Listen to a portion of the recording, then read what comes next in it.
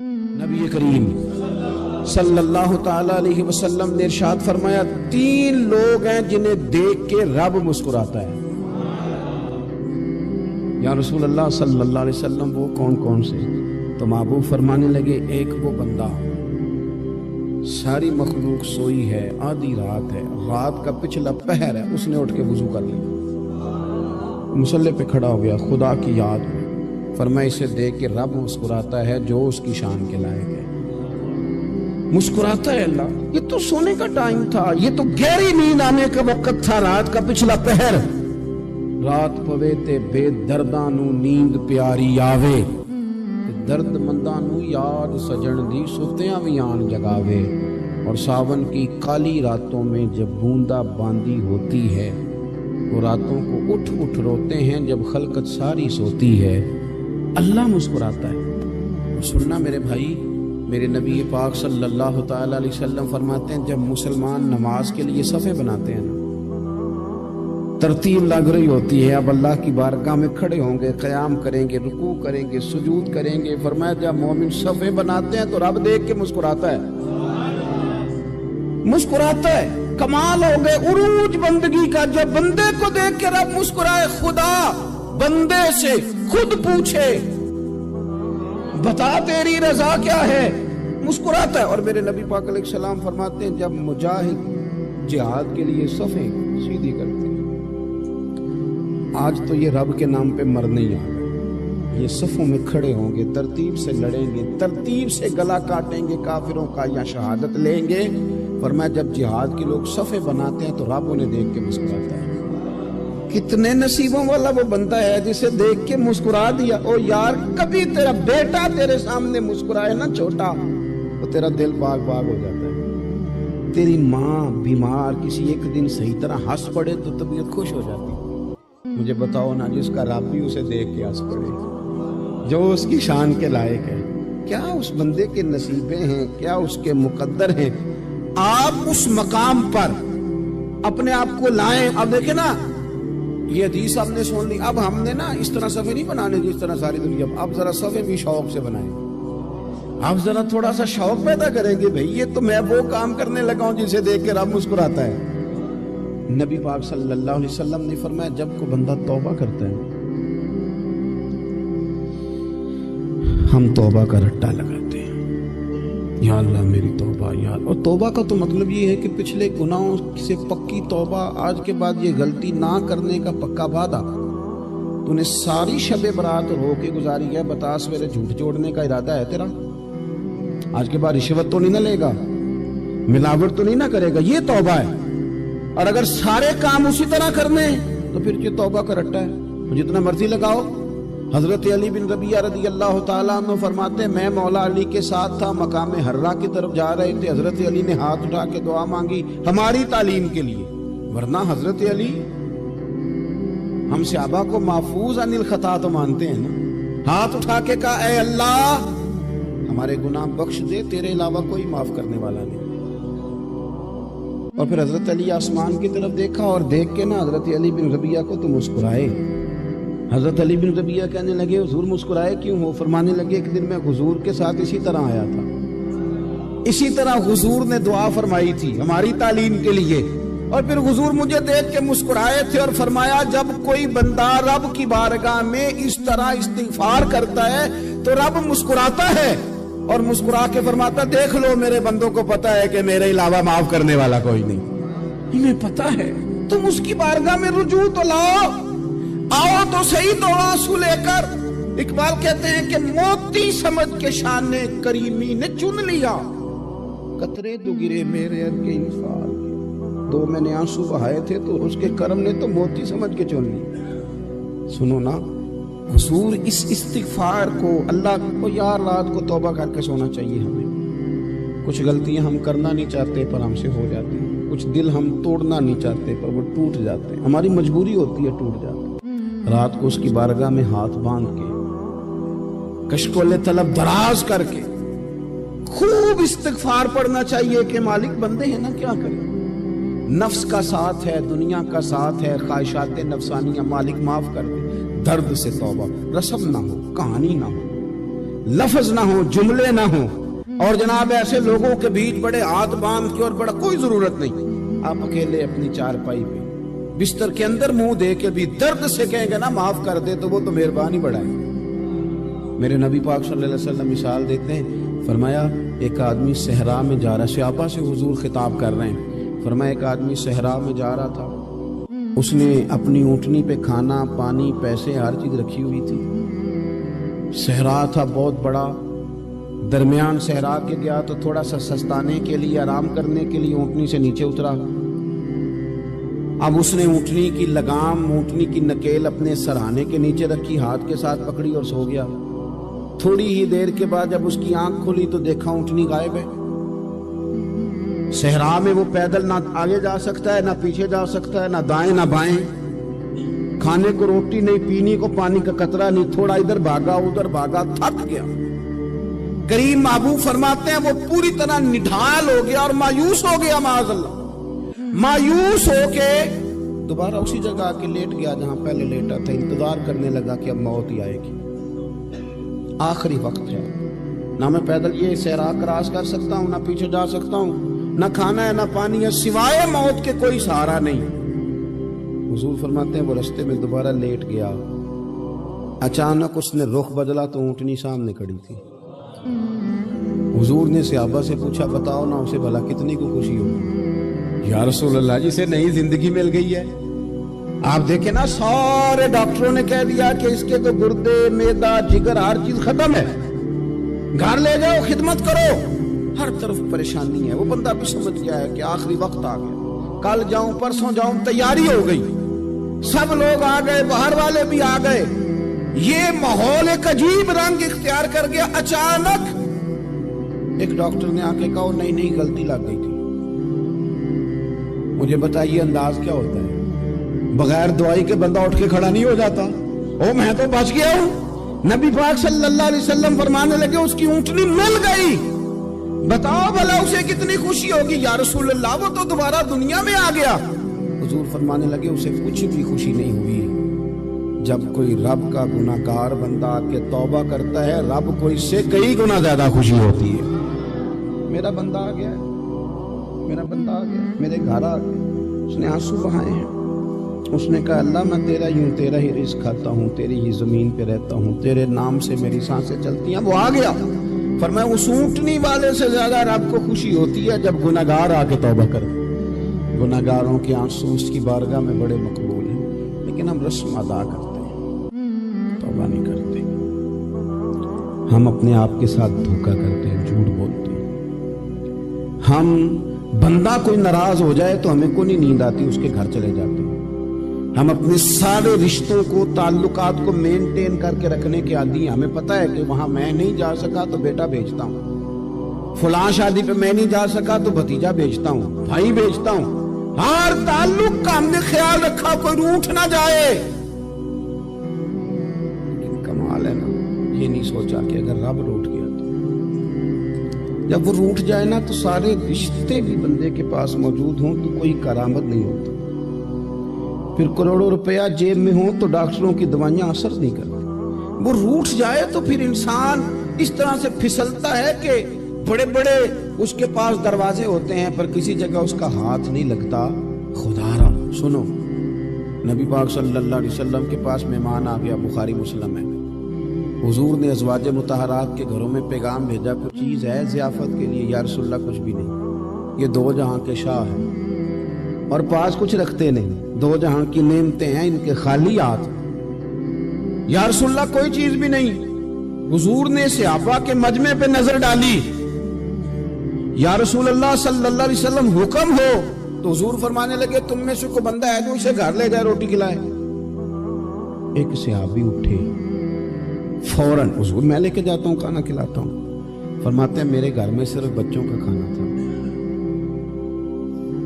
ये नहीं कि फ्रीजर भरा हुआ है नेमतों से, सिर्फ बच्चों का खाना। ये नहीं कि किसी को देख के अपनी हंडिया पे बर्तन दे लिया, सिर्फ बच्चों का खाना। कहते हैं घर गया, बीवी से कहा क्या कैफियत है? कहने लगी बच्चों की रोटी है। मैंने कहा बच्चे सुला दे, सुबह नाश्ता कर लेंगे। تو کہنے لگی آپ کیا کھائیں گے؟ تو میں نے کہا نہ میں کھاؤں گا نہ تو کھائے گی، مہمان جو نبی پاک کا ہے۔ کہا اچھا، اب ذرا تجویز دیکھو میاں بیوی کی سوجھی آپس میں۔ کہتے ہیں کھانا لگا دینا، کیونکہ ایک آدھ بندے کا کھانا ہے۔ اپنی غربتوں کا ہر جگہ اظہار کرنا، رونا رونا، یہ دیکھو غربت کیسے چھپائی جا رہی ہے۔ اس کو کہا نہیں کہ چل تو تھوڑا رحم کھا، تو آیا ہے تو تھوڑا رحم کھا، یہ نہیں کہا اٹھ کے نا تو کھانا رکھنا اور اٹھ کے نا چراغ ٹھیک کرنے کے بہانے بجھا دینا۔ ہم دنیا والوں کے سامنے کیوں اپنے دکھ بیان کریں؟ ہم جو کہیں گے رب رسول کی بارگاہ میں کہیں گے۔ تو نا چراغ ٹھیک کرنے کے بہانے، اہلیہ اٹھی، کھانا دینے کے بعد چراغ ٹھیک کرنے کے بہانے بجھا دیا۔ خامد بھی ہاتھ چلاتے رہے، بیوی کبھی برتن رکھتی کبھی اٹھاتی، پتہ چلے کہ کھانا کھا رہے ہیں، کھانا کھایا جا رہا ہے۔ کہتے ہیں مہمان پیٹ بھر کے کھانا کھا گیا۔ یہ کام ہوا رات کے اندھیرے میں، اس وقت ہوا جب چراغ بھی بند تھا، اس وقت ہوا جب کوئی دیکھنے والا نہیں تھا، کسی پڑوسی کو بھی خبر نہیں تھی۔ فرماتے ہیں صبح کے اجالے میں اس مہمان کو لے کے مسجد نبوی میں نے قدم رکھا تو نبی کریم نے فرمایا رات جو تم نے کام کیا ہے نا، اسے دیکھ کے میرا رب بڑا مسکرایا ہے، اللہ بڑا مسکرایا ہے۔ اللہ تردامنی پہ شیخ ہماری نہ جائیے، ہم دامن نہ چھوڑ دیں تو فرشتے وضو کریں۔ یہ شان ہے صحابہ کی۔ نبی کریم علیہ السلام نے فرمایا رب رات مسکرایا تیرا یہ انداز دیکھ کے، اور اس نے قرآن نازل کیا وَيُؤْثِرُونَ عَلَىٰ أَنفُسِهِمْ وَلَوْ كَانَ بِهِمْ خَصَاصَةٌ۔ کچھ لوگ وہ ہیں جنہیں بڑی بھی ضرورت ہو تو دوسروں پر اثار کر دیں۔ اللہ تبارک و تعالیٰ نے انسان کے لیے سارا کچھ بنایا۔ هُوَ الَّذِي خَلَقَ لَكُم مَّا فِي الْأَرْضِ جَمِيعًا، فرمایا زمین میں جو کچھ ہے سارا تیرے لیے بنایا۔ کسی کو آپ نوکری پہ رکھتے ہیں، اس کے ساتھ معاہدہ یہ ہوتا ہے کہ یہ تجھے رہنے کے لیے مکان دیا جائے گا، 3 وقت کا کھانا دیا جائے گا، 2-3 دفعہ پینے کو چائے ملے گی، اور اتنی تنخواہ ہم ہر مہینے تمہیں ادا کریں گے۔ اور پھر ڈیوٹی یہ ہے کہ یہ مشین ہے، اس پر تم نے صبح 8 بجے سے 4 بجے تک کام کرنا ہے۔ اب وہ شخص کیا کرتا ہے؟ وہ تنخواہ بھی وصول کرتا ہے، مکان پہ بھی قبضہ کر لیتا ہے، اور وہ 3 وقت کھانا بھی کھا لیتا ہے، چائے بھی پی لیتا ہے، اور مہینے کے بعد تنخواہ بھی وصول کر لیتا ہے، پر مشین پہ کھڑا نہیں ہوتا۔ تو اس کا مالک اسے رکھے گا؟ بولتے نہیں آپ حضرات، رکھے گا، اسے چھٹی کرا دے گا۔ وہ کہے گا تو کتنا عجیب آدمی ہے کہ اب جو مطالبات تیرے تھے وہ سارے پورے ہو گئے، اور جو میرا مطالبہ ہے تو نے پورا ہی نہیں کیا۔ اختلاف ہو جائے گا، جھگڑا ہو جائے گا، مالک ناراض ہو جائے گا۔ سمجھانے کے لیے مثال دے رہا ہوں کہ ہم نے کیا کیا ہے۔ ہم نے اللہ کی دی ہوئی زمین پر گزارا بھی کیا، اس کا دیا ہوا رزق بھی کھایا، اللہ نے اولاد دی ہمیں، اللہ نے صحت دی، سارا کچھ دیا۔ تو جو مطالبے ہمارے تھے وہ تو سارے پورے ہو گئے، اور جو رب کا مطالبہ تھا کہ میرے قرب کے رستے کا سفر کرو، تلاش کرو، وجاہدوا فی سبیل اللہ، میرے رستے میں مجاہدہ کرو، جد و جہد کرو، آگے بڑھو، وہ ہم نے کب کرنا ہے؟ وہ اس کی منصوبہ بندی کب ہوگی؟ اللہ کے قرب کا رستہ طے کرنا۔ ہمارے صوفیانہ روز دیکھا کرتے تھے کہ آج ہمارے دل میں ہمارے رب کی کتنی محبت ہے، آج کتنا میرا دل چاہ رہا ہے کہ میں اپنے اللہ کی طرف بڑھوں۔ روز ذائقہ محسوس کرتے تھے، طلب پیدا کرتے تھے۔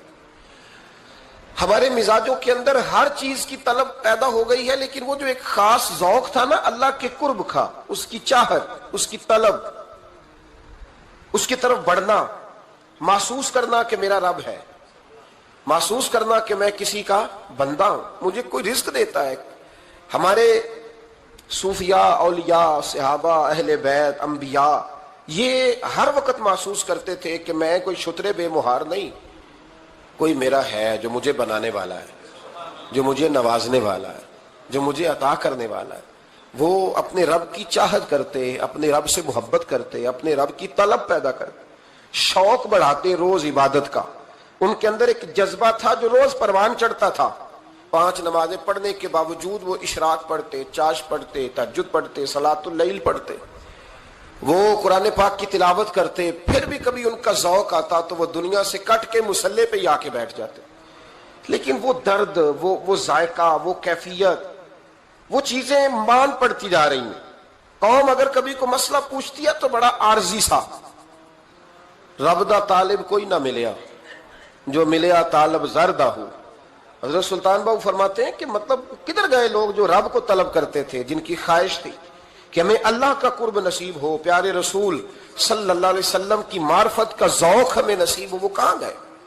ہمارا ایک مقصد تھا. دیکھیں نا، بڑا پیار آتا ہے اللہ کو اس بندے پہ.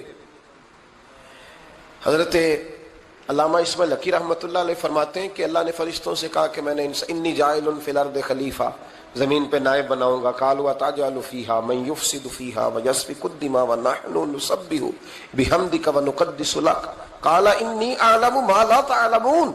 فرمایا میں زمین پہ نائب بنانے والا ہوں. تو کہنے لگے یا اللہ وہ تو فساد پھیلائے گا، خون ریزی کرے گا. تو اللہ نے فرمایا جو تم جانتے ہو وہ میں، جو میں جانتا ہوں وہ تم، جو میں جانتا ہوں وہ تم نہیں جانتے، تمہیں نہیں پتا. تو علامہ اسماعیل حقی فرماتے ہیں وہ کیا تھا جس کو فرشتوں کو نہیں پتا تھا؟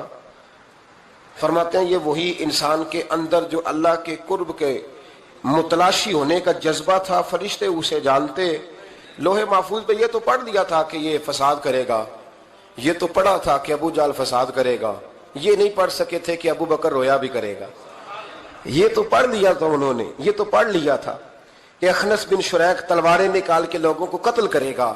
یہ نہیں پڑھا تھا کہ مولا علی شیر خدا مزدوری کریں گے اور جو مزدوری ملے گی وہ اللہ کے بندوں میں تقسیم کر دیا کریں گے.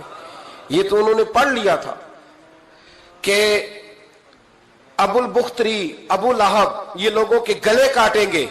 پر یہ نہیں پڑھا تھا کہ عثمان غنی رضی اللہ تعالیٰ عنہ قحط کے زمانے میں بھی کروڑوں کا مال اللہ کے راستے میں خرچ کر دیا کرے. وہ جو انسان کے اندر طلب ہے، وہ جو تڑپ ہے، وہ جو شوق ہے، وہ جو کیفیت ہے، وہ جو معرفت کا نور ہے، یہ اللہ کو بڑا ہی پسند ہے، یہ بڑا ہی پسند ہے. اس لیے حدیث قدسی میں رب فرماتا ہے مجھے تلاش کرنا ہو تو ٹوٹے ہوئے دلوں میں تلاش کیا، ٹوٹے ہوئے دلوں میں. اب وہ میں معرفت کی کیا بات کروں گا، پہلے تو میں کیا کر سکتا ہوں، لیکن اگر میں کروں بھی کہیں سے چلو پڑھ کے تو کروں کہاں؟ میں تو ابھی تک لوگوں سے 5 نمازوں کا وعدہ لے رہا ہوں. وہ معرفت کی بات، قرب الہی کا راستہ، وہ تو بڑی دور کی بات ہے، وہ تو بڑی آگے کی ہے. ابھی تک تو ہم یہ وعدہ لے رہے ہیں کہ داڑھی رکھ لو گے، سچ بولو گے، حلال کھاؤ گے. مطلب وہ جو ہمارے بزرگوں نے لکھا، وہ جو جذب ہے، وہ جو کیفیت ہے، وہ جو عبادت ہے، وہ جو تڑپ ہے، اور وہ پھر جو ایک مقام ہے کہ انسان اپنے رب کی اس طرح عبادت کرے کہ وہ اپنے رب کو دیکھ رہا ہے. وہ جو ایک مقام ہے، اور کم از کم یہ نہ ہو تو حضور فرمانے لگے اتنا تو ہو کہ رب تجھے دیکھ رہا ہے. لیکن وہ تو درجہ ہے نا بڑا آگے، ہم اسے بڑا آگے کی بات تصور کرتے ہیں، لیکن حضور نے اپنی امت کے لیے اسے ضروری قرار دیا. بھائیو تھوڑا سا نا آگے اٹھ کے، مطلب بڑے بڑے آدمی بن گئے ہم لوگ. بڑے آدمی کیسے بن گئے کہ جس کے پاس پھوٹی کوڑی نہیں ہوتی تھی اس کے اکاؤنٹ میں کروڑوں آ گیا تو وہ کہتا میں بڑا آدمی بن گیا. جس کے پاس سائیکل نہیں تھی تو اب وہ 1.25 کروڑ کی کار پہ پجاروں پہ بیٹھتا ہے تو کہتا ہے میں بڑا آدمی. تو اس طرح تو انسان بڑا نہیں بنتا. بڑا تو تب بنے گا جب تیرے دل میں رب کی معرفت بڑی ہوگی، جب اللہ کا قرب بڑا ہوگا، جب تم متلاشی ہوگا اس کے راستے کا. بہت سارے راستے ہیں اللہ کی طرف جانے کے، لیکن 3 باتیں قرب الہی کے لیے ہمارے بزرگوں نے بڑی زبردست لکھی ہیں. سب سے پہلی بات یہ ہے، صوفیاء فرماتے ہیں کہ اگر رب کا قرب چاہتے ہو تو ہر وقت اپنے رب کی رحمت کی امید رکھا کرو. خوش نہیں ہوئے آپ اس بات سے؟ ہر وقت اللہ کی رحمت کی، اور فرماتے ہیں دل سے امید رکھا کرو اور زبان سے اپنے رب کی رحمت کا ذکر کیا کرو. ہر وقت کہا کرو کہ میرا اللہ بڑا ہی مہربان ہے، میرا اللہ بڑا ہی کریم. ہمارا پتہ کیا حال ہے؟ شکر بھی شکوے کے انداز میں. کیا حال ہے؟ کہتے بس جی بس شکر ہے الحمدللہ. تو یہ کون سا شکر ہے جی؟ یہ تو آپ نے کہا ہے کہ بڑا تنگ ہوں میں اپنی زندگی، یہ شکر ہے؟ ہر وقت یہ کہے کہ میرا اللہ بڑا ہی قریب ہے. دیکھیں نا بسم اللہ شریف ہر کام سے پہلے معنی کیا ہے؟ بسم اللہ الرحمن الرحیم، یعنی تو کہہ اس رب کے نام سے جو بڑا ہی مہربان ہے، جو نہایت ہی رحم کرنے والا ہے. ہر وقت کیا ہے کہ میرا اللہ بڑا مہربان ہے، میرا اللہ بڑا رحم. ہر وقت وہ خاص ذوق، وہ درد، وہ شوق. بس تو کہے کہ یار جو اللہ نے مجھے دیا ہے وہ شاید اللہ نے کسی اور کو دیا ہی نہیں. تیرا یہ ذوق بنے، تیرے اندر اللہ کی رحمت کے ساتھ خاص تعلق پیدا ہو. میرے رسول کریم علیہ السلام ہر مقام پہ اپنے رب کی رحمت کا ذکر فرماتے. بات کسی کی ہو رہی ہوتی حضور چھیڑ اللہ کی رحمت کا ذکر دیتے. ایک صحابی چڑیا کے بچے اٹھا کے لے آئے. وہ چڑیا شکایت لے کے آئی اور حضور کے کندھے پہ بیٹھ کر شکایت کرنے لگی کہ حضور آپ کے صحابی نے میرے بچے اٹھا لیے. بات تو چڑیا کے بچوں کی ہو رہی تھی نا. رسول کریم فرمانے لگے اس کے بچے چھوڑ دو. اور پھر حضور فرمانے لگے دیکھو یہ چڑیا اپنے بچوں سے کتنا پیار کرتی ہے. جب چڑیا اتنا پیار کرتی ہے تو رب اپنے بندوں سے کتنا پیار کرتا ہو. اللہ کتنی رحمت والا ہوگا. یعنی ہر بات میں رسول کریم نا ہر بات میں اللہ کی رحمت کا ذکر. ایک جنگ کا موقع ہے تو صحابہ کرام علیہم رضوان فرماتے ہیں کہ دوران جنگ ایک عورت کا بچہ کھو گیا اور بچہ بھی دودھ پیتا تھا. دودھ پیتا بچہ کچھ دیر ملے نا تو ماں کی چھاتیوں میں دودھ جوش مارتا ہے. دودھ پیتا بچہ کھو گیا تو عورت دیوانوں کی طرح مجذوبوں کی طرح بچہ تلاش کرتی. میرا بچہ کبھی ادھر جاتی ہے کبھی ادھر جاتی ہے, ڈھونڈتی ہے, تلاش کرتی ہے, پریشان ہوتی. میرے رسول کریم کی نظر پڑ گئی, حضور کی نظر رحمت ہو گئی تو محبوب فرمانے لگے صحابہ بتاؤ اس کا بچہ ڈھونڈو. ایک صحابی کہنے لگے حضور مجھے پتا ہے کہاں ہے, ابھی ملوا دیتا ہوں. تو حضور نے فرمایا یہ اپنے بچے سے کتنا پیار کرتی. عرض کی حضور نہ کوئی ماپ سکتا ہے, نہ کوئی تول سکتا ہے, نہ کوئی اندازہ کر سکتا ہے. حضور کی آنکھوں میں آنسو آ گئے. فرمایا ذرا ایک بات تو بتاؤ. یا رسول اللہ پوچھئے. فرمایا اگر اس کا بچہ اسے مل جائے تو یہ اسے آگ میں ڈالے گی. تو صحابہ عرض کرنے لگے حضور ہو ہی نہیں سکتا, یہ تو گرم ہوا نہیں لگنے دے گی. تو حضور فرمانے لگے میرا رب اس سے بہت بڑھ کر اپنے بندوں سے محبت کرنے والا اور اس سے بہت بڑھ کر اپنے بندوں پہ رحم کرنے والا ہے. وہ بھی چاہتا نہیں کہ اس کے بندے جہنم میں جائیں, وہ بھی چاہتا. حضور ہر لمحہ اللہ کی رحمت کا ذکر کرتے ہیں صبح سے شام تک نا. آج آپ نے جمعے سے لے کر تراویح تک, عشاء تک, وہ جو گھٹنا درد کرتا ہے نا اس کو مہربانی کر کے چھوڑ دیں اور جو بچہ نافرمان ہے اس کو بھول جائیں. آج سارا دن نا اللہ کی رحمت کا ذکر کریں کہ اللہ بڑا ہی کریم ہے, اس کے فضل کا ذکر کریں. ایک کاروبار ہی نہیں نا چلتا, پیر تو چلتے ہیں نا اللہ کے فضل سے, زبان تو چلتی ہے نا, ہاتھ آنکھیں یہ سارا کچھ چل رہا ہے نا. جو شے نہیں نہ چل رہی اس کو آج چھوڑ دے, مہربانی کریں. جو ساری چل رہی ہیں اس پر تو اللہ کی رحمت کا اظہار کریں, اس پر تو غور فرمائیں. امام غزالی نے بڑی خوبصورت روایت لکھی. حضرت ابو ہریرہ رضی اللہ تعالیٰ عنہ فرماتے ہیں کہ ہم لوگ بیٹھے تھے تو یکا یک ایک دیہاتی عرابی آیا, یکا یک اندر داخل ہوا.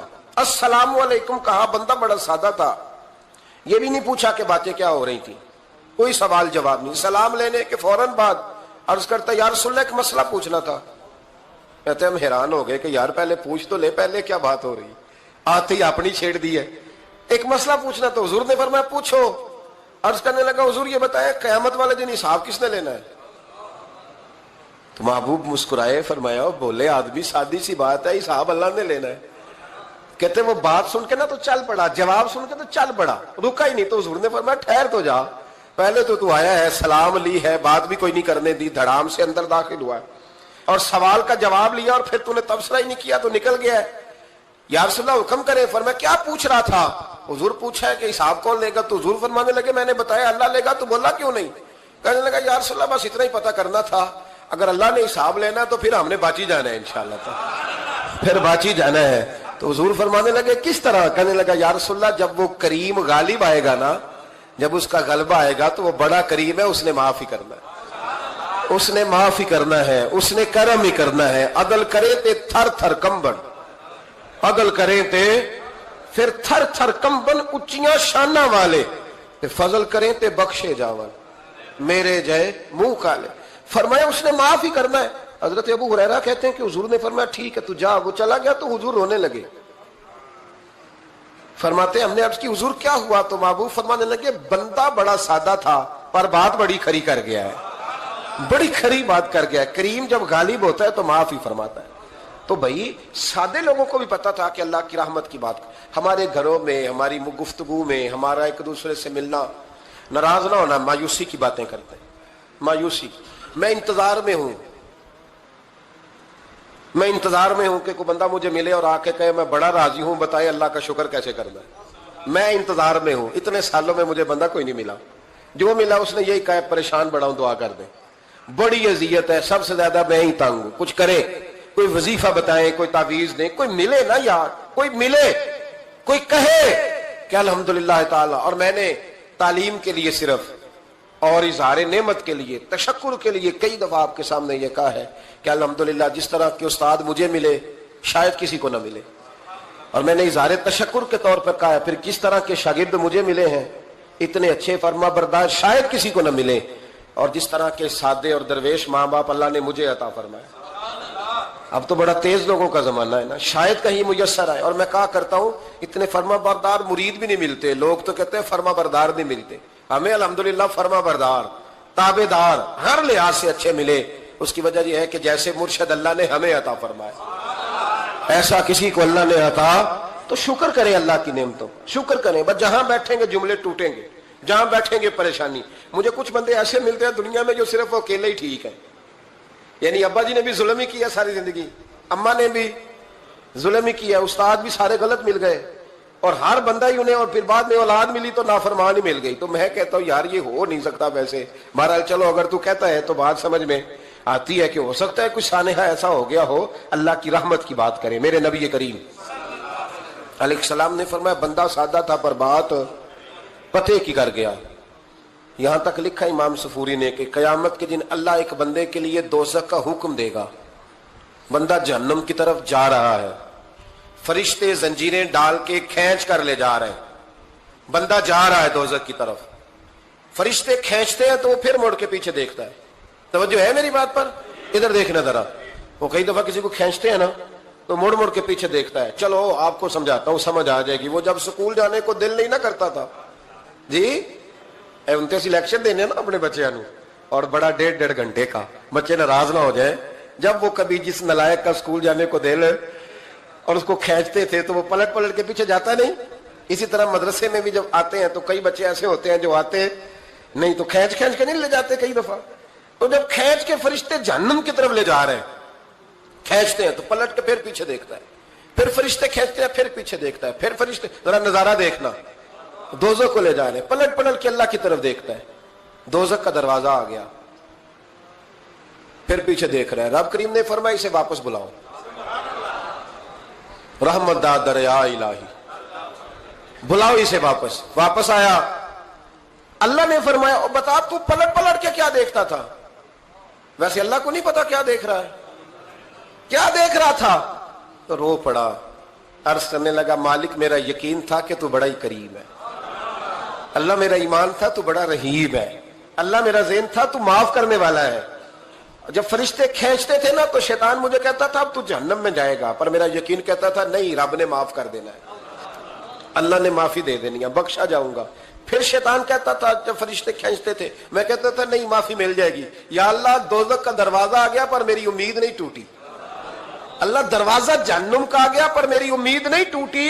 اور جب میں نے آخری دفعہ پلٹ کے دیکھا تیری آواز آئی کہ واپس لاؤ، تو میرے اندر سے آواز آئی کہ لے بھئی تیرا یقین جیت گیا ہے، تیرا ایمان جیت گیا ہے، تیرے اندر کی روحانیت کامیاب ہو گئی۔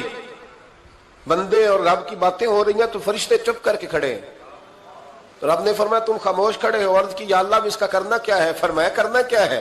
جو میری رحمت کی اتنی زیادہ امید رکھے اسے جہنم میں ڈال دوں؟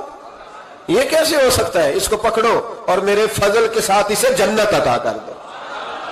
تو پہلی بات یہ ہے کہ اللہ کی رحمت کی امید رکھیں، صبح سے شام تک کہیں الحمدللہ۔ کیا کہیں؟ ایک ہوتا ہے تکبر کے طور پر بڑھ کے مارنے کے لیے ذکر کرنا، وہ منع ہے، ڈینگے نہیں مارنی، بلکہ اللہ کی رحمت کا ذکر کریں تشکر کے لب و لہجے، تشکر کے لب و لہجے۔ ہمارے نا لفظوں سے شکوے چھلکتے ہیں، ہمارے جملوں سے چھلکتا ہے کہ ہم پریشان ہیں، ہماری باتوں سے محسوس ہوتا ہے کہ ہم کسی وجہ سے بڑی تکلیف میں ہیں، اس کو نکال دیں۔ جب بندہ اللہ کی رحمت کی امید کرے گا تو اللہ بھی پھر رحمت، فضل اور کرم کے بادل ہی برسائے گا۔ دوسری بات ہمارے بزرگوں نے لکھی ہے اگر اللہ کے قرب کا رستہ طے کرنا ہے تو وہ اس طرح ملے گا کہ اللہ کے ہر فیصلے پہ راضی ہو جاؤ۔ جہاں اللہ نے مجھے بٹھایا میں راضی ہو جاؤں، جہاں اللہ تبارک و تعالیٰ نے میرے بھائی کو بٹھایا ہے وہاں میرا بھائی راضی ہو، جہاں جہاں اللہ نے ہمیں بٹھایا ہے ہم اس جگہ پہ راضی۔ معاملہ پتہ کیا ہے؟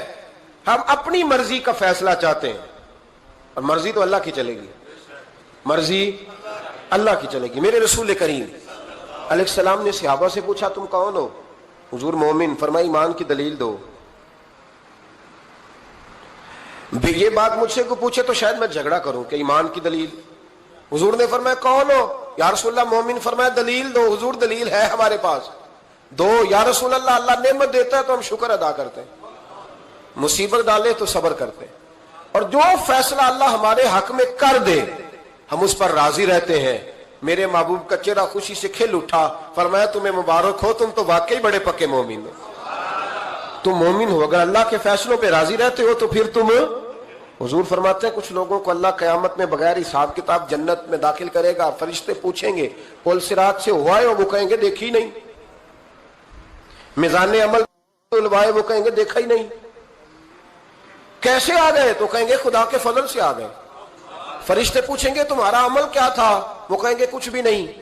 عام لوگوں کی طرح نماز پڑھتے تھے, روزہ رکھتے تھے, حج فرض ہوا تو کیا, زکوٰۃ اگر ہمارے اوپر لاگو ہوئی تو دی, عام روٹین کے معاملات. تو فرمایا اتنی بڑی فضیلت کے بغیر حساب کتاب جنت, کوئی تو وجہ ہوگی. تو بندے عرض کریں گے وجہ ایک ہی تھی کہ رب جو ہمارے حق میں فیصلہ کرتا تھا ہم اس پر راضی ہو جایا کرتے, ہمیں کوئی شکوہ اس پر رہتا. علامہ ڈاکٹر محمد اقبال رحمت اللہ علیہ, توجہ ہے میری بات پر؟ ادھر دیکھنا ذرا میری طرف. اللہ آپ کو خوش رکھے. کچھ لوگ نا جی کہتے ہیں ڈاکٹر اقبال نے داڑھی کیوں نہیں رکھی تھی؟ تو یہ غلطی کی علامہ اقبال نے, رکھنی چاہیے تھی انہیں. ناراض ہو گئے آپ لوگ؟ جو جس کی غلطی ہے وہ اس کی یہ غلطی ہو گئی ان سے, انہوں نے نہیں ٹھیک کیا. اب اقبال کے داڑھی نہ رکھنے سے کیا سنت کی مخالفت پر اسے ڈگری دی جائے گی؟ وہ میں کیوں نہ ہوں, جو کام خلاف سنت ہے وہ بہرحال. لیکن میرا سوال یہ ہے کہ اقبال نے صرف داڑھی نہیں رکھی, باقی سارے کام اچھے کیے, تو آپ باقی کے تو سارے اچھے کر لینا. اقبال نے جو کام کیا, جو دین کا درد دیا, جو پیغام دیا, جو جدوجہد کی, اس کو تو سمجھ لو نا. مطلب صرف داڑھی پہ آ کے دلیل پکڑتے ہو. علامہ اقبال نے مکان بھی نہیں بنایا اپنا, کتنا بڑا آدمی ہے, کوئی جائیداد ہے اس کی؟ تسی بھی چھوڑو مکان سارے. اقبال وہ دیکھیں نا, بابے بلے شاہ کی لوگ مثال دے دیں گے, بابا صاحب مجذوب آدمی تھے, تو بابا صاحب کے حصے میں تو کئی مربع زمین آتی تھی, وہ بھی انہوں نے نہیں لی. ہمارا ملانگ روٹی کا اس کو پتا ہے, نوٹوں کا بھی پتا ہے کہ 5000 والا کون سا ہے, 100 والا کون سا ہے, باقی ٹائم وہ بابا بلے شاہ بن جاتا ہے. یہ کون سا سٹائل ہے کہ مرضی کی چیز آئی تو قابو کر لی؟ تو ڈاکٹر اقبال نے یہ درست کیا, لیکن اس کے باوجود ہمارا نظریہ ہے کہ اللہ اس کی یہ خطا معاف کرائے گا, پر بندہ بڑا باکمال تھا, یہ بڑی خوبی تھی. اور اس میں بھی کچھ حکمت ہوگی, کچھ باتیں ایسی انہوں نے لکھی ہیں بعض جگہوں پہ, لیکن اقبال کی جو معرفت ہے, جو حسن ہے, جو وقار ہے ان کے لب و لہجے میں, اس کا انکار کیا جا سکتا نہیں. لیکن اس کو ہم ڈیفینڈ بھی نہیں کرتے, جو کسی میں کوئی کمزوری ہے وہ بہرحال اس کی. وہ ایک سوال بڑا اٹھتا تھا, لوگ کہتے تھے کہ آپ روز داڑھی کی بات بھی کرتے ہیں اور علامہ اقبال کی بات بھی کرتے ہیں, تو میں نے آج اس کی وضاحت کر دی. بات کی سمجھ آ گئی آپ حضرات؟ علامہ اقبال نے ایک بات لکھی ہے. اقبال کہتے ہیں جب میں لندن میں وکالت کرتا تھا تو ایک خاتون تھی, لیڈی بارنس اس کا نام تھا. چھوٹے موٹے مقدمات لے کے وہ میرے پاس آتی تھی. بی بی ایک ہوٹل چلایا کرتی تھی, اس کا خاوند جو تھا وہ فوج میں ملازم تھا. اقبال نے خود لکھا ہے, اقبال فرماتے ہیں کہ ایک دن وہ خاتون پھر کسی کیس کے سلسلے میں میرے پاس آئی, تو جب وہ آئی تو اس نے نقاب اوڑھا ہوا تھا, برقع کیا ہوا تھا. تو چونکہ اس نے نقاب اوڑھا تھا, مسلمانوں کی نشانی تھی. نقاب اوڑھنا کن کی نشانی ہے؟ اللہ آپ کو خوش رکھے. تو کہتے ہیں وہ نشانی چونکہ اہل اسلام کی تھی تو مجھے تجسس ہوا. میں نے کہا لیڈی خیریت ہے؟ میم صاحبہ یہ برقع پہنا ہوا ہے. تو کہنے لگی ہنس کے, اقبال مجھے پکا یقین تھا کہ آپ ضرور پوچھیں گے. تو میں نے کہا اچھا تو یہ برقع؟ تو کہنے لگی الحمدللہ میں مسلمان ہو گئی. تو میں نے فوراً کہا کہ آپ کا شوہر تو فوج میں ملازم ہے, فوجی کے لیے بدلنا اور پھر ملکی قانون اور یہ چیزیں. تو کہنے لگی اس نے مجھے کیا کہنا تھا, وہ خود کلمہ پڑھ گیا. تو کہتی ہیں میں اور متجسس ہوا, وہ کیس کی بات کرتی تو میرا تجسس بڑھ گیا. میں نے کہا تو کیس چھوڑ کے بتا کلمہ کیسے پڑھا؟ تو کہنے لگی اقبال اصل بات یہ ہے کہ میں نا بے اولاد تھی, خاوند بھی بڑے اچھے پیسے کماتا, میں خود بھی ہوٹل چلاتی, پر ڈپریشن اور ٹینشن اور بلا وجہ کی پریشانیاں جان نہیں چھوڑ. یہ ٹینشن اور ڈپریشن کا نا مجھے عربی ترجمہ کوئی نہیں ملا. یہ ڈپریشن اور ٹینشن کا نا میں نے تلاش کیا ہے, لیکن مجھے عربی لغت کے اندر ان کے معنی مجھے لگتا ہے کہ اس زمانے میں یہ چیزیں تھی ہی نہیں. ہوتی تو ان کا کوئی نام بھی, یہ آج ہے نا تو اس لیے آج کے زمانے میں ہی نام ہے مفت کا, مفت کی پریشانی. تو کہتی ہے مجھے ٹینشن اور ڈپریشن رہتی تھی ہر وقت, بڑی میں پریشان رہتی تھی. میرے ساتھ ایک عجیب واقعہ ہوا کہ میرے ہوٹل میں نا ایک بابا جی برتن مانجتے تھے, बूढ़े आदमी थे, 70 साल के करीब उम्र थी। उनका एक बेटा था, एक बहू थी, एक पोता था, लेकिन वो बेचारे बेटा बीमार रहता था तो लिहाजा वो खुद मजदूरी करते। कहती है एक दिन वो बाबा जी मेरे पास आए, कहने लगे मेम साहबा 2-4 दिन की छुट्टी चाहिए। तो मैंने कहा खैरियत है? कहने लगे मैडम मेरा बेटा फौत हो गया। बेटा, आपको पता है बाप का जनाजा पढ़ना आसान है, बेटे का जनाजा उठाना बड़ा मुश्किल काम। कहती है मैं कुछ लिख रही थी, मेरे हाथ से कलम गिर गया, मैंने खुद गाड़ी भेजी, बाबा जी गांव चले गए जहां वो रहते थे। कहती 2-3 दिन के बाद मैं और मेरा शौहर गए तो रास्ते में हम बातें कर रहे थे कि क्या ताजियत करेंगे, एक ही बेटा था, कोई रिश्तेदार भी नहीं, तो उसकी तो कायनात उजड़ गई, किन लफ्जों से उसे ताजियत क्या कहेंगे। कहते जब हम गए तो वो टूटी हुई चटाई पे बैठा था, कुछ लोग करीब थे, हमने जाके कहा बाबा आप मुसलमान हैं, हम आपको क्या नसीहत करें, एक ही बेटा था, कि किस तरह करके हम आपको तसल्ली दें। तो कहते उसने आंखें खोली, बूढ़ी आंखों में ईमान की रोशनी, कहने लगा बीबी क्या ताजियत की बात करती हो, मैंने को पैसे जमा करा के बेटा लिया था, खुदा ने फजल से दिया था, अदल से ले गया है, मैं अपने रब के फैसलों में बड़ा राजी हूं, अल्लाह बड़ा करीम है, वो ले गया, उसका माल था। आप यकीन करें हमारे देहाती लोग ये क्या करते थे, मैंने कानों से सुना है। एक बूढ़े आदमी का एक दफा बेटा फौत हो गया तो किसी ने उससे कहा बाबा छोटी उम्र में बच्चा चला गया, तो मुझे लफ्ज नहीं भूलते, कहने लगे पुत्र अल्लाह दी फसल है, कच्ची वड्डे तामी हो दिए। सुने आपने भी कभी ये फिक्रा, कच्ची वड्डे ते पक्की ले जाए ते तामी है जो दी। तो जब उसका जी चाहा वो ले गया। अल्लाह अकबर।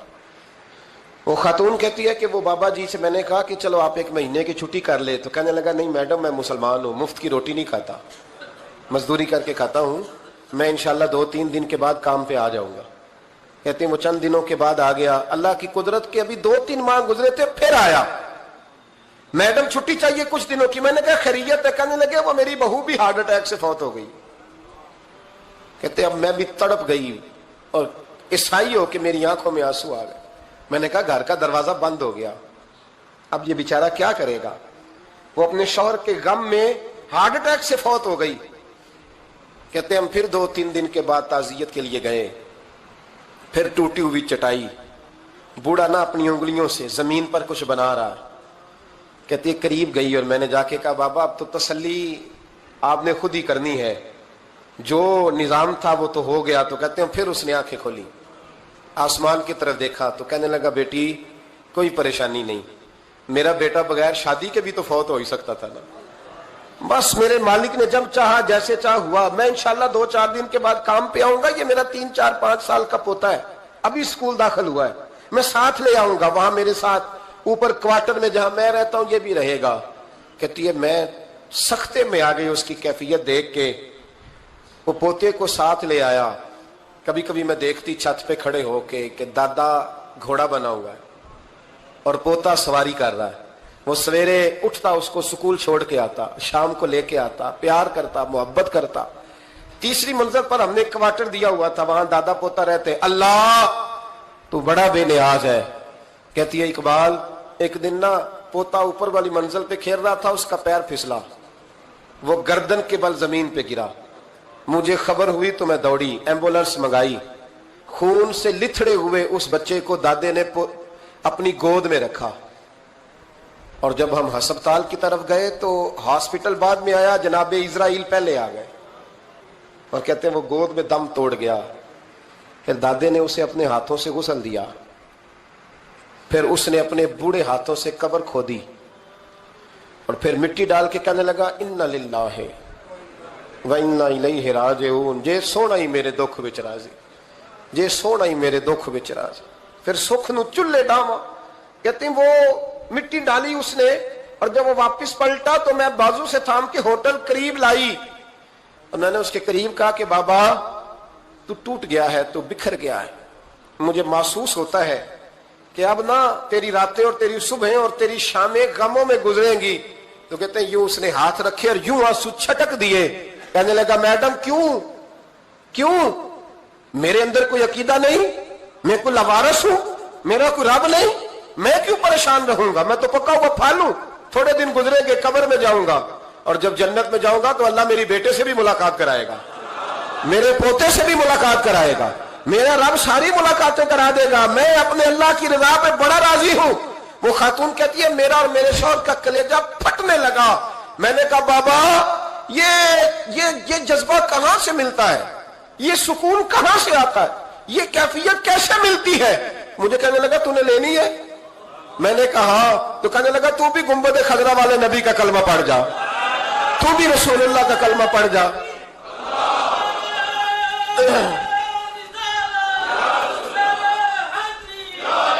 میرے محبوب کا کلمہ پڑھ, اللہ تجھے سکون عطا کرے گا. ایک حدیث نہ پڑھ دو مسلم شریف سے, بخاری سے ایک حدیث نہ پڑھ لو تاکہ یہ بات مضبوط ہو جائے. حضرت ابو طلحہ رضی اللہ تعالی, بیٹا شدید بیمار ہے, مزدور آدمی تھے, کئی دنوں سے گھر تھے. بیوی کہنے لگی اگر آپ گھر میں بیٹھے رہیں گے تو کھائیں گے کہاں سے, جاؤ آپ مزدوری کرو, میں بیٹے کو دیکھتی ہوں. ابو طلحہ مزدوری کرنے چلے گئے. شام کو آئے تو بیٹا فوت ہو چکا تھا. عورتیں بے حوصلہ ہوتی ہے نا اکثر, پر بیوی نے سفید کپڑا ڈال کے کمرے میں رکھ دیا. بیٹا, ماں اور بیٹا کو ناپ تک ہے رشتہ, بیٹے میں سفید چادر ڈال کے کمرے میں رکھ دیا. حضرت ابو طلحہ انصاری آئے, بیٹے کا کیا حال ہے؟ کہنے لگی اللہ کی رحمت میں ہے. اللہ کی, کیسا جملہ ہے, اللہ کی رحمت میں ہے. خامد نے کھانا کھایا, بیوی سے ملنے کو دل کیا تو ملاقات ہوئی. فارغ ہو کے بیٹھے تو خاتون اٹھ کے نا خامد کے قریب گئی, اس کا ہاتھ تھاما. کہنے لگی نبی کریم علیہ السلام کے صحابی ہو, ایک مسئلہ دریافت کرنا تھا, بتاؤ گے؟ کب پوچھو. کہنے لگی اگر کوئی آپ کے پاس امانت رکھوائے اور پھر اپنی امانت واپس مانگے تو کیا کرو گے؟ حضرت ابو طلحہ کہنے لگے پوچھنے والی کیا بات ہے, جس کی امانت ہے واپس کر دیں گے. اب زوجہ روئی, اب صبر والی بی بی روئی, اب ماں روئی, آنسو ٹپکے, آنچل سے پوچھ کے کہنے لگی ابو طلحہ وہ بیٹا بھی اللہ کی امانت تھا اور رب اپنی امانت لے گیا ہے, اٹھو غسل کفن کا بندوبست کرو. حضرت ابو طلحہ اٹھے, کامتے کامتے ہاتھوں سے غسل کفن دیا, مسجد نبوی میں پہنچے, محبوب کی بارگاہ میں عرض کیا تو رسول کریم فرمانے لگے تیرے اور تیری بیوی کے عمل سے اللہ بھی بڑا راضی ہے, اللہ کے رسول بھی بڑے راضی ہے, اور اللہ تجھے برکت عطا کرے گا. صحابہ کہتے ہیں پھر اللہ نے انہیں 9 بیٹے عطا فرمائے. پھر اللہ نے انہیں, اللہ کی رضا پہ راضی رہنا سیکھو, اللہ کے قریب چلے جاؤ گے, اللہ کی رضا پہ. حضرت سفیان ثوری دعا مانگ رہے تھے, یا اللہ راضی ہو جا, یا اللہ راضی ہو جا, یا اللہ راضی ہو جا, دعا مانگ رہے تھے. بی بی رابعہ بصری پردے کے پیچھے بیٹھی تھی. جب دعا لمبی ہو گئی تو کہنے لگی سفیان بس کر, کوئی اگلا لفظ بھی بول, بس کر. آپ فرمانے لگے تجھے کیا ہوا؟ تو کہنے لگی تو کب سے کہہ رہا یا اللہ راضی ہو جا, یا اللہ راضی ہو جا, پہلے اپنے دل پہ ہاتھ رکھ کے بتا تو اللہ سے راضی ہے؟ تو راضی ہے اللہ سے؟ تو روز نہیں کہتا پیسے نہیں ہے میرے پاس مجھے دے, تو روز نہیں کہتا یا اللہ فلانی چیز کوئی نہیں دے, اے اللہ فلاں کو دے دیا مجھے کیوں نہیں دیتا معاذ اللہ, تو روز شکوے نہیں کرتا؟ فرمایا پہلے تو راضی ہو جا. ترمذی شریف کی حدیث ہے, میرے نبی کریم علیہ السلام نے فرمایا تم اللہ کے دیے ہوئے تھوڑے رزق پہ راضی ہو جاؤ, اللہ تمہاری تھوڑی عبادت سے راضی ہو جائے. دیکھیں نا امام حسین کا آخری جملہ کیا ہے میدان کربلا, آخری جملہ کیا ہے؟ میں 5000 مسجد دے کے کہتا ہوں دیا نہیں میں نے, اللہ بڑا راضی ہے مجھ سے, 5 نمازیں پوری نہیں پڑھتا. امام علی مقام نے نا دل, کلیجہ, جان, اولاد, ہر چیز نکال کے رکھ دی. تو آخری جملہ یہ تھا اے اللہ بتا تو حسین سے راضی ہے کہ ناراض ہے؟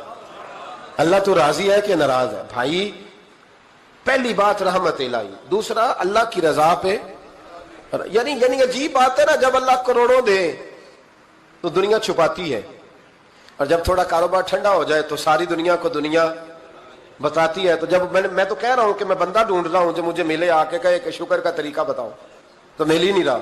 کو ملے جو کہے بڑی خیر ہے, ہر لحاظ سے اپنے رب سے راضی ہو, مل ہی نہیں رہی دنیا.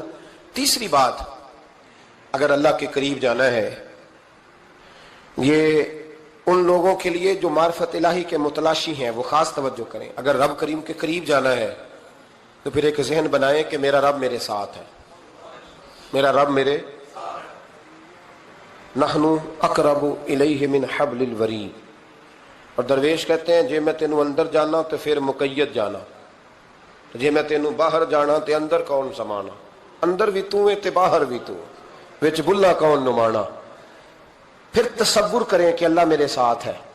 حضرت جنید بغدادی رحمۃ اللہ علیہ کہتے ہیں میں نے اپنے مرشد سے کہا کوئی وظیفہ جو پڑھا کروں, تو فرمانے لگے جنید پڑھا کر کہ اللہ میرے ساتھ ہے اور اللہ مجھے دیکھ رہا ہے. یہ وظیفہ پڑھا کر.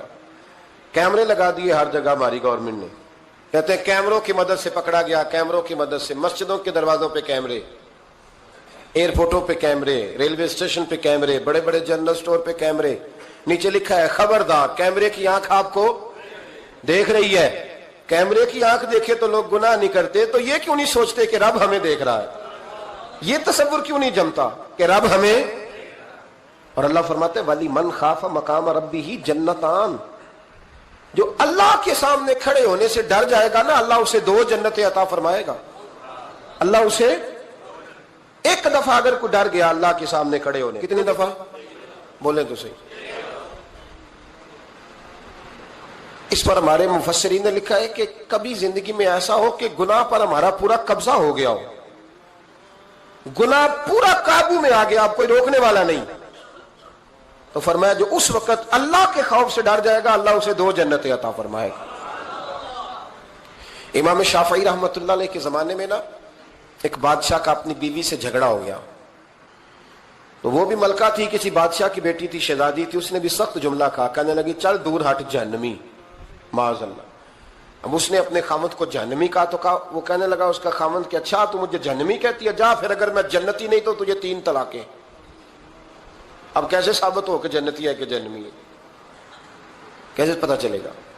علماء سے پوچھا تو وہ کہنے لگے ہم کیسے بتائیں, کون ڈگری دے کہ تو جنتی ہے کہ جہنمی ہے. بات دور نکل گئی. امام شافعی کے پاس گیا, وہ رسوخ رکھتے ہیں علم فقہ کا, ان کے پاس گیا, جا کے کہنے لگا حضور یہ مسئلہ ہے. امام صاحب فرمانے لگے اکیلے میں مجھے ملتے ہو؟ وہ اندر آیا, کچھ دیر گفتگو ہوئی تو امام صاحب فرمانے لگے لو جی یہ بندہ جنتی ہے, اس کی بیوی کو طلاق کوئی نہیں ہوئی, یہ جنتی ہے. آپ کو پتہ ہے لوگ فتویٰ جلدی دے دیتے ہیں. کچھ لوگ خلاف تقریریں کرنے لگے کہ بادشاہ تھا تو امام صاحب نے بچا لیا ہے, کیسے آپ نے ڈگری دے دی کہ جنتی ہے جی. تو امام صاحب کہنے لگے تم بحث نہ کرتے تو میں بات پردے میں رہنے دیتا. سنو, میں نے بادشاہ کو تنہائی میں بلا کے پوچھا ہے کہ کبھی اللہ سے بھی ڈرے ہو؟ صرف اس لیے کہ اس وقت اللہ دیکھ رہا ہے. یہ نیت کبھی بندوں سے ڈر کے تو بندے بڑے گناہ نہیں نہ کرتے, کبھی اللہ سے ڈر کے بھی چھوڑا ہے. تو بادشاہ کہنے لگا بالکل چھوڑا ہے. میری ایک کنیز تھی بڑی خوبصورت, غریب گھر کی ملازمہ, غریب گھرانے کی تھی. ایک دن میں آیا تو میرے کمرے میں صفائی کر رہی تھی. معاذ اللہ میرا اس پہ دل آ گیا, میں نے دروازہ بند کر لیا. دنیا کی کوئی طاقت نہیں تھی, میرا اپنا محل تھا, مجھے کچھ دیکھ بھی لیتا تو کسی میں جرت نہیں تھی مجھے منع کرنے. اور میں چونکہ حکمران تھا اور مطلق العنان تھا, کوئی شکایت بھی نہ کرتا. لیکن جب میں نے اس کی طرف ہاتھ بڑھایا تو اس نے ایک ہی لفظ کہا, کہنے لگی تو اللہ سے نہیں ڈرتا, تو اللہ سے نہیں ڈرتا. کہنے لگا کوئی نہیں تھا امام صاحب مجھے منع کرنے والا, کوئی نہیں تھا. لیکن جب اس نے کہا تو اللہ سے نہیں ڈرتا تو میں کانپنے لگا. میں نے اس سے معافی مانگی, غریب ملازمہ سے میں نے بادشاہ ہو کے معافی مانگی. میں نے معافی مانگی, پھر میں نے دروازہ کھولا, کہتے وہ چلی گئی. امام صاحب کہنے لگے اٹھ میرے سینے سے لگ. کہا حضور کیا ہوا؟ فرمایا جو تنہائی میں اکیلے میں ایک دفعہ بھی رب سے ڈر جائے اللہ اسے 2 جنتیں عطا فرمائے گا. تو جنتی ہے اس لیے کہ تو یار کبھی تو ایسا ہو, کبھی تو ایسا ہو بھولا گاہک ہمارے قبضے میں آ گیا ہو, ہم اپنا پورا اس پر تسلط رکھتے ہو پر ہم اللہ سے ڈر جائیں. کبھی ایسا ہو کہ کروڑوں روپیہ ہمارے تسلط میں ہو, ہم چاہیں تو جتنا مرضی استعمال کریں لیکن ہم اللہ سے ڈر جائیں. حضرت عمر کا زمانہ تھا, ایک نوجوان صحابی کا بیٹا مسجد جایا کرتا تھا, بڑا نیک تھا. ایک عورت اس کو اپنی طرف بلانے لگی, لبھانے لگی. نوجوان تھا, ایک دن دل آ ہی گیا بی بی پہ. عشاء کی نماز پڑھ کے اس کے گھر کی طرف جا رہا تھا کہ کسی قاری صاحب نے آیت پڑھ دی, ولی من خاف مقام ربہ جنتان, جو اللہ کے سامنے کھڑے ہونے سے ڈرے گا رب 2 جنتیں عطا کرے. یہ آیت کیا سنی کہ نوجوان بے ہوش ہو کے گرا. کسی نے باپ کو خبر دی کہ تیرا بیٹا بے ہوش ہے. باپ گھر لائے, بالوں میں ہاتھ پھیرا, بیٹے کیا ہوا؟ اس نے آنکھیں کھول کے کہا ابا جی میں نے گناہ کیا نہیں, لیکن میرا قبضہ پورا ہو گیا تھا گناہ پہ. وہ بالکل راضی تھی, میں چاہتا تو میں گناہ کر لیتا لیکن میں اللہ سے ڈر گیا. کیا واقعی رب مجھے 2 جنتیں دے گا؟ تو باپ نے ماتھا چوما, کا بیٹا اللہ کے وعدے بڑے ہی سچے ہیں, بڑے سچے ہیں. تو یہ تصور کر کے اللہ مجھے دیکھ رہا ہے, پھر ڈر جا, واقعی 2 جنتیں دے گا. اس نوجوان نے چیخ ماری اور روح ہی پرواز کر دی. رات کو جنازہ پڑا, دفن کر دیا. صبح حضرت عمر آئے, فرمایا اتنا نیک نوجوان تھا تو مجھے کیوں نہیں بتایا, میں اس کے غسل میں شریک ہوتا, کفن میں شریک ہوتا, میں جنازہ پڑھاتا. حضور بس رات دیر ہو گئی, دفن کر دیا. امام سیوطی نے لکھا, ابن کثیر نے لکھا, ابن عساکر نے لکھا. حضرت جناب عمر فاروق فرمانے لگے مجھے بتاؤ تو صحیح اس کی قبر کہاں ہے. نیک ہو کوئی بندہ تو قبر پہ جانا چاہیے. فرمایا بتاؤ قبر کہاں ہے. حضرت عمر کو قبر پہ لے گئے تو سیدنا فاروق اعظم قبر پر کھڑے ہو کے فرمانے لگے نوجوان مجھے امید ہے اللہ نے تجھے 2 جنتیں دی ہوں گی. حضرت عمر کہتے ہیں مجھے اللہ کی قسم قبر کے اندر سے بول پڑا کامل پیرونا دے باہو قبر جنان دی جیوے.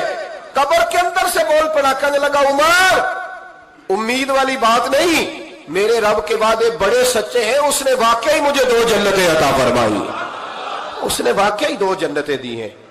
کبھی کوئی کام تو ایسا ہو جو صرف اللہ سے ڈر کے چھوڑا جائے, ہونا چاہیے کہ نہیں ہونا چاہیے.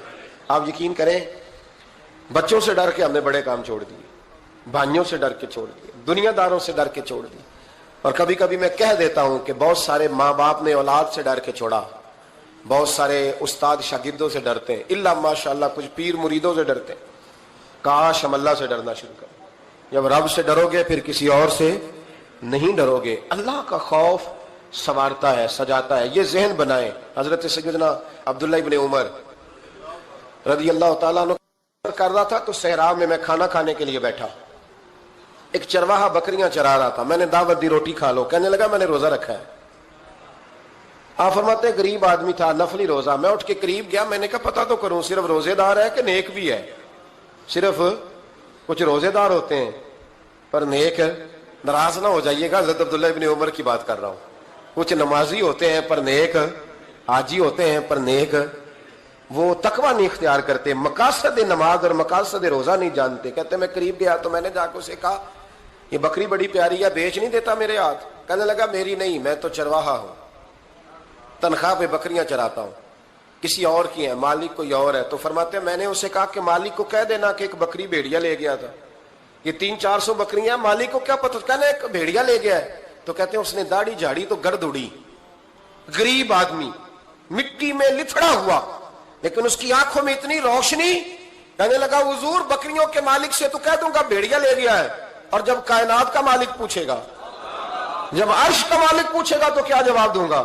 آپ فرماتے ہیں میں واپس آیا, میں نے پتا کیا کس کا غلام ہے, پہلے غلام خریدا, پھر بکریاں خریدی, پھر وہ بکریاں اسے تحفے میں دے دی.